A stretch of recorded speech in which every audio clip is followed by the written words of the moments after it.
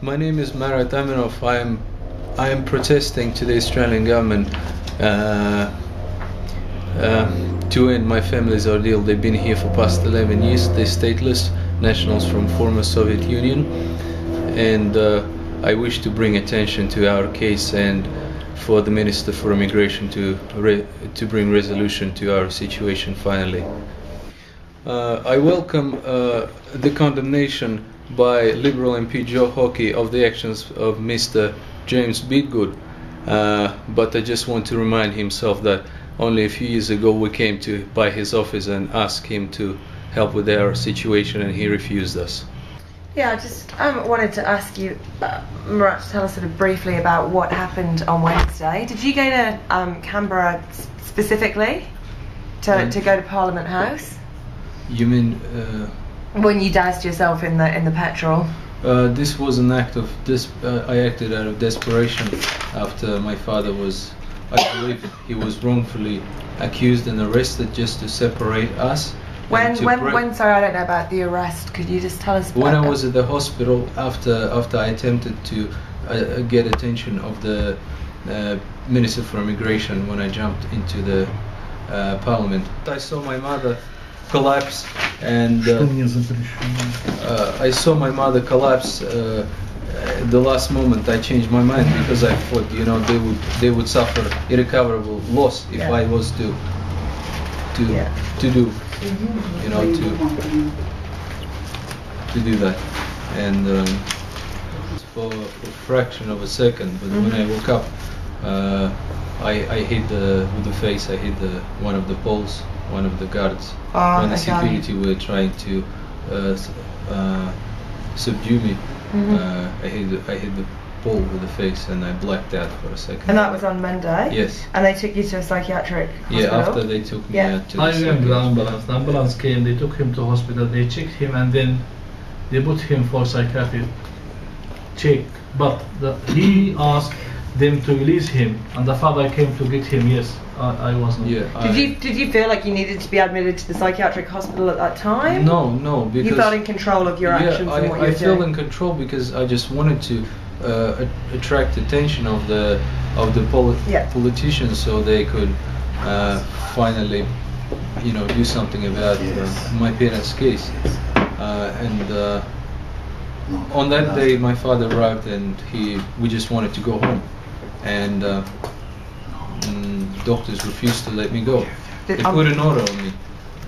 My father got upset, and upon the exit of the hospital, he was arrested, which I believe he was wrongfully accused of.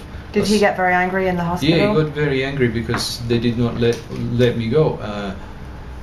But he did not hurt anybody, and he was wrongfully accused of. Was he shouting at the doctors and the nurses? When he was not. He was not. He can't even speak English properly to shout at somebody.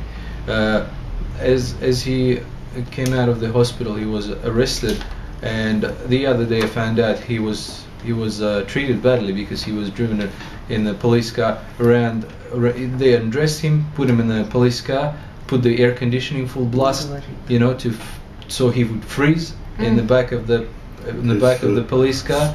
Squashed his arms with the handcuffs, you know, so the blood would stop, you know.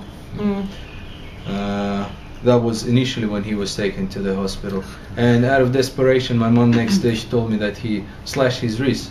That made me feel very bad. I was very distressed, and that's why. Had they released you from the police station at this point? No. You managed to do this while they had you in.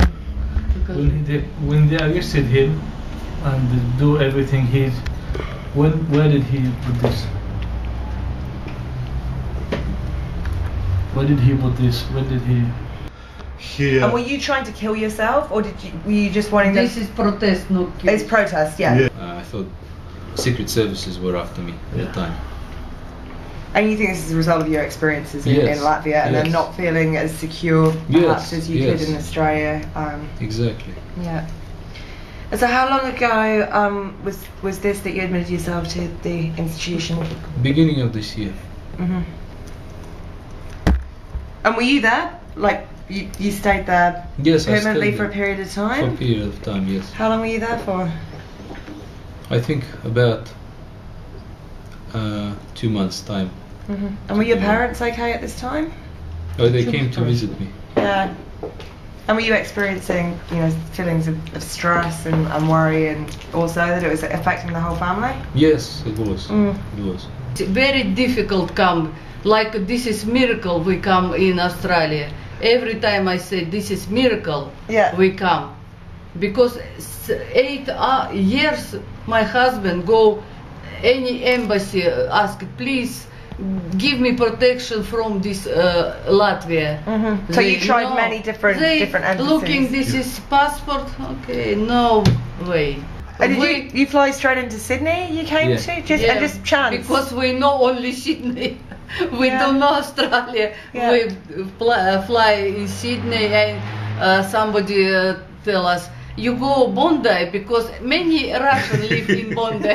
We go Bondi and where is Russian? Where is Russian? And did you meet any people in similar situations to you, or? Along those years we have, you know, as many years went by. No, we can be free people. Do you regret doing this? Do you think you took it too far, or do you think this is what you needed to do to show how desperate the situation has become for you and your family? To be honest, I feel very confused at this moment in my mind. I don't know whether I did was too much or not enough. Yeah. You know, yesterday in the hospital I thought maybe I should have done it because, you know, maybe that would have achieved something, but then I think my parents would not have benefited